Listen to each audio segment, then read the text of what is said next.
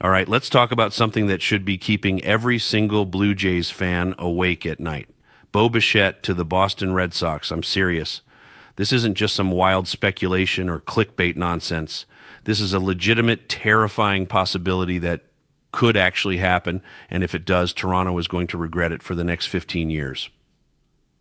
I'm not exaggerating when I say that losing Bo Bichette to Boston would be one of the most painful things this franchise has ever experienced. And considering we just lost Game 7 of the World Series, that's saying something. Let me set the stage here because I think people aren't connecting the dots. The Red Sox need a shortstop desperately. They've been cycling through mediocre options for years now, and they know it. Trevor Story hasn't worked out the way they hoped, and they're in that window where they need to compete right now. They've got Rafael Devers locked up. They've got a young pitching staff that's starting to figure things out, and they're in a division where they can realistically make noise. But they need that one more piece, that dynamic middle infielder who can change the complexion of their entire lineup. And guess who fits that description perfectly? Bo Bichette. Now, here's where this gets absolutely brutal for Toronto. Bo grew up in this organization. His dad, Dante, played for the Blue Jays, worked in the front office, and Bo literally grew up around this team. He's Toronto through and through. He came up through the system, became an all-star, became the face of the franchise alongside Vlad, and he was a huge part of getting this team to the World Series. The fans love him. The city loves him. He represents everything you want in a homegrown star. And now, because the front office decided to trade for Kyle Tucker and commit to that direction, Bo is probably walking.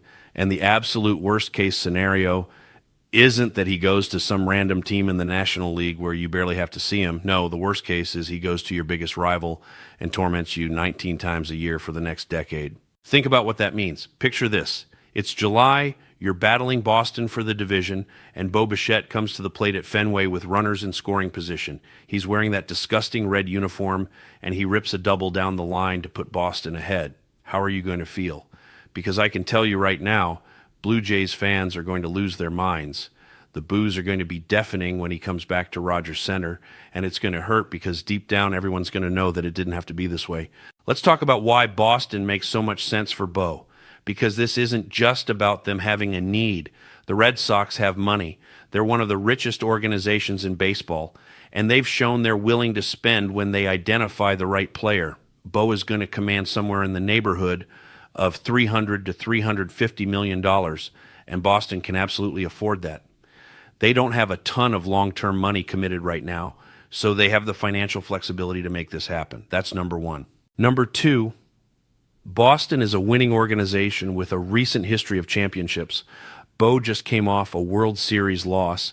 He got a taste of what it's like to be that close, and I promise you that Game 7 loss is eating him alive. He wants to win. If he doesn't think Toronto is committed to going all in, why wouldn't he listen to what Boston has to offer? They can sell him on being the missing piece, on being the guy who brings another championship to Fenway. That's a pretty compelling pitch. Number three, and this is huge, Bo would be reunited with Alex Cora, one of the best managers in baseball. Cora knows how to handle star players. He knows how to win, and he'd get the most out of Bo. Meanwhile, in Toronto, there are legitimate questions about whether John Schneider is the right guy long-term after some of those Game 7 decisions. If you're Bo and you're looking at the two situations, Boston might just look more appealing from a baseball standpoint. Now let's talk about the on-field fit, because this is where it gets scary. Bo hitting in the middle of that Red Sox lineup with Devers is absolutely terrifying. You're talking about two young stars in their primes who can both hit for average and power. That's a foundation you can build around. And defensively, even if Bo's not a gold glover at short, he's an upgrade over what Boston has had. They're not asking him to be Ozzie Smith. They're asking him to be a capable defender who can hit his face off, and Bo can absolutely do that. Here's what really gets me, though. The Red Sox have been smart about building their roster lately. They've developed pitching, they've been patient, and they're positioning themselves to make a big splash. Adding Bo Bichette would be that splash. It would signal to the entire American League East that Boston is back and ready to compete for championships. And for Toronto, it would be a complete disaster. You're already dealing with the Yankees and their endless payroll. You're dealing with Baltimore's young core coming into their prime. And now you'd have to deal with a rejuvenated Red Sox team with your former franchise player leading the charge. That's a nightmare scenario. But here's what makes this even more frustrating. This is completely preventable. You know, the Blue Jays could just extend Bo right now. They could make him the priority, tell him he's the centerpiece of this franchise, and lock him up before he even gets to free agency. But they're not doing that. They traded for Tucker. They're clearly prioritizing him, and Bo sees that. You think he doesn't notice? You think his agent isn't having conversations with other teams already, gauging interest, building leverage? Of course they are. And Boston is absolutely one of those teams making calls. I've heard people say that Bo wouldn't do that to Toronto, that he loves the city too much, that the emotional connection is too strong. And you know what? That's naive. This is professional sports. This is Bo's one chance to set himself and his family up for generational wealth.